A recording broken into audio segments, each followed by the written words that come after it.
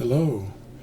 I'm feeling even better now. I got over the bat flu without any help from anyone except Yahusha.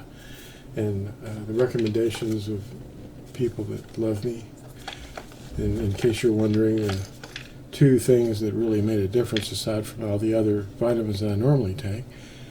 Here's one of them. Get the right strength. And this. I've been talking about this for over 20 years. I haven't been sick for 20 years. And this is the first time something got me, and it was designed. But we're happy. Yahuah heals. And I wanted to let you know that this is a video that's being recorded during one of the 7th month festivals. The number 7 in Latin is septum, and they named it, but we think it's the 9th month. But here's the festivals this year. This is 2021, so it won't really matter for next year, but you can see the day of the fast there on the 10th day. And then the festival of Sukkoth is next week. Actually, it'll already be over for most of you in the future. And then the last great day is 8 days later, which is occurring on the 3rd day of the week.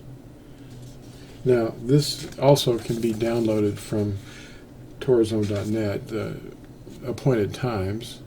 This is 2021, but you can also get 2022 and Yahuah willing subsequent years, and the explanation of what a month is and how it differs from what a moon is.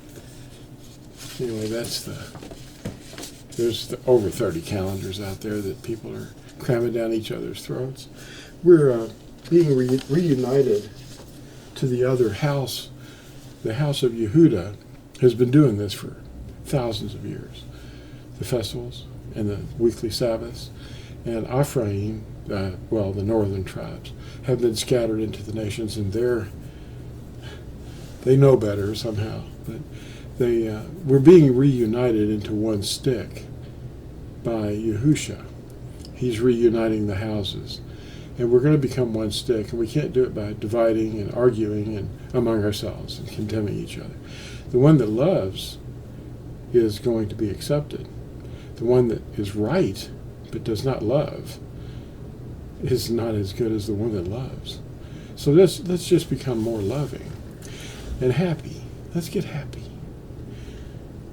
I'm so happy to be here. I'm going on 72 years old now. Praise Yahusha. And older people take longer to get well from the injuries of, physical trauma or infections. I haven't had a sick day since, 20 years.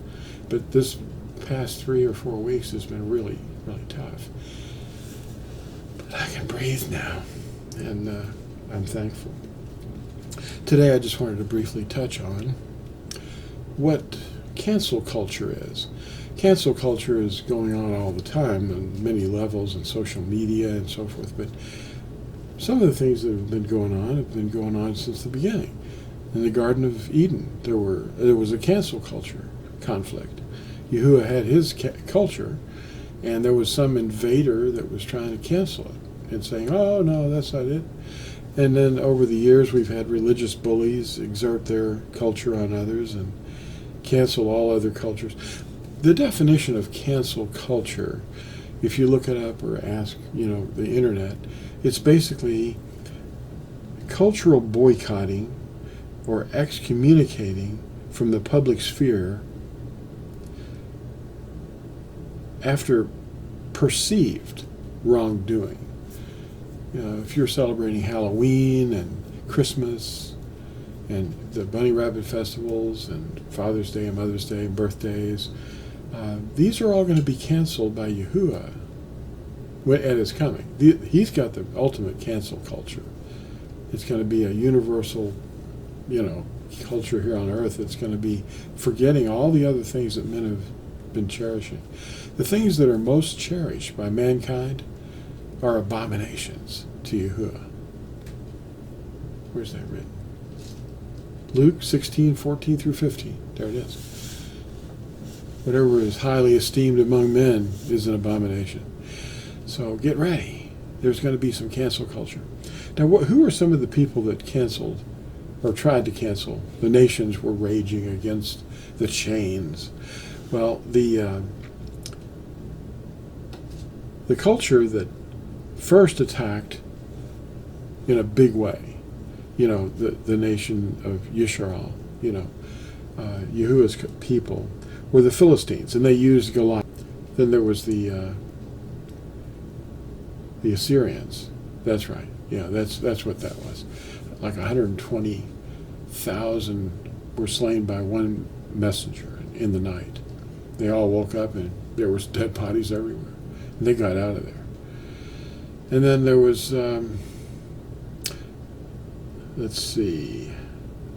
Haman and Mordecai. Haman was going to set up the slaughter of all the captured peoples that were in the land of Babel over there. And they were set up on a certain day to go out and kill all the Israelites, all the Yahudim. Then later we have the Greek ruler Antiochus Epiphanes. You can read about that in the book of Maccabees.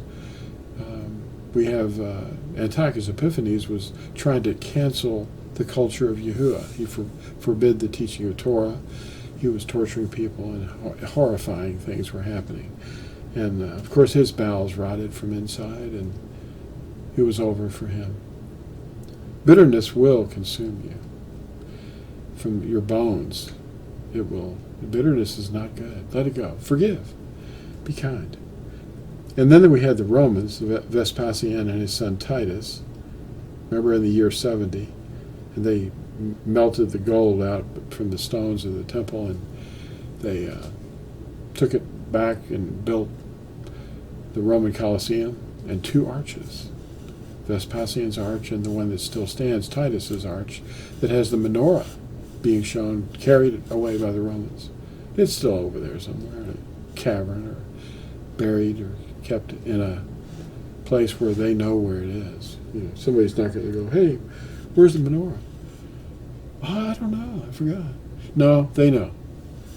Israel has officially, the state of Israel has officially requested the return of the menorah.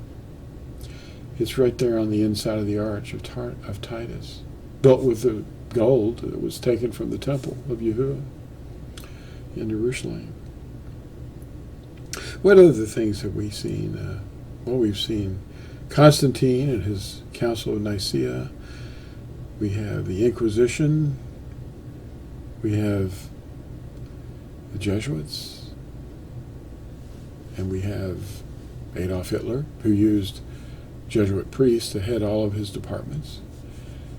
These are attempts to cancel the culture of Yahuah and set up their own. Why do the nations rage? They want to throw off Yahuah's chains and forget about his Mashiach. So anyway, a cultural boycotting or excommunication from the public sphere after perceived wrongdoing still goes on. You haven't got the right calendar. You don't know what you're saying. You're a false teacher. Well,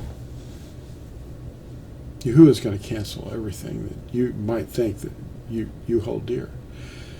But let's not wrestle over the truth. Let's get with the 10 Commandments. That's his eternal covenant. And proclaim his name. That's what the mission of the Natsarim is, and always has been since he commissioned us. Go and teach the name, immersing in the name, and for the forgiveness of your sins. And teach them, the nations, to guard everything that I've commanded you to guard. Isn't this fun? I am Yahuah, your Elohim. Have no other before my face. It's the first commandment. It's not the first commandment on the Guidestones that would say something like maintain 500 million only. And that means, maintain means to slaughter the rest, which is what's happening right now. The second commandment is you do not bow to images. Anything in the Shamayim above on the earths beneath, or in the waters under the earth. What is this Shamayim above? Well, that's the astrology stuff. It's not there. Constellations. Don't get involved. That's a violation of the second commandment. The third commandment is you do not cast the name of Yahuah to ruin. Use his name. Don't obfuscate it. Say it. And the fourth commandment is remember Shabbat, to keep it set apart. Number 5 is honor your father and your mother. Number 6, you do not murder. Number 7, you do not break wedlock. Number 8, you do not steal. Number 9, you do not bear a malicious witness against your neighbor. Number 10 is you do not covet your neighbor's wife, house, field, servants, animals, or anything that belongs to your neighbor. And Yahuah and Yahusha said, I give you a renewed commandment. Love one another as I have loved you. Thanks for watching this. And please like and subscribe if you're not already. And we'll see you in the next short video. Bye now.